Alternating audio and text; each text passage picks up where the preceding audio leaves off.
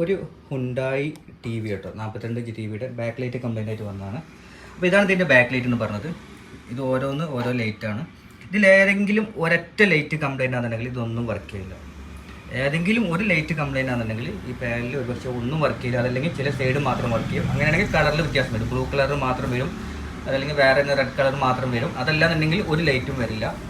ഇത് നമ്മൾ നോർമലായിട്ട് റിപ്ലേസ് ചെയ്യൽ ഇങ്ങനെ ഒരു പാനലായിട്ടോ സിംഗിളായിട്ട് റിപ്ലേസ് ചെയ്യാൻ ഭയങ്കര ബുദ്ധിമുട്ടാണ്. ഓപ്പൺ ചെയ്ത് ഇവിടെ കാണാൻ പറ്റും. ഓരോ പാനലായിട്ടാണ് 1, 2, 3 ഇങ്ങനെ 3 പാനൽ ഇവിടെ. ഒരുപക്ഷെ ഈ സൈഡിൽ ഇതേപോലെ 3 പാനൽ ഉണ്ടായിരിക്കും. ഇത് ചെയ്യാൻ വേണ്ടി ഏറ്റവും ആദ്യം അതിൻ്റെ സ്ക്രീന് നമ്മൾ റീപ്ലേസ് ചെയ്യണം. സ്ക്രീന് പൊട്ടാതെ എടുത്തിട്ട് നമ്മൾ മാറ്റി വെച്ചിട്ടുണ്ട് സ്ക്രീന്. ഇതാണ് ഇതിൽ ഏറ്റവും ഡേഞ്ചർ ആയിട്ടുള്ള കാര്യം. ഈ സ്ക്രീന് ഇതേപോലെ ഡാമേജ് ആകാത്ത രീതിയിൽ ചെയ്യാന്നുള്ളതാണ്. അങ്ങനെ ചെയ്ത് കഴിഞ്ഞിട്ട് കംപ്ലീറ്റ് നമുക്ക് റീപ്ലേസ് ചെയ്യാൻ പറ്റുന്നതാണ്. ഓരോ LED ആവശ്യമായ LED, അതായത് ഏതാണ് ഡാമേജ് ഉള്ള LED പാനൽ കംപ്ലീറ്റ് ആയിട്ട്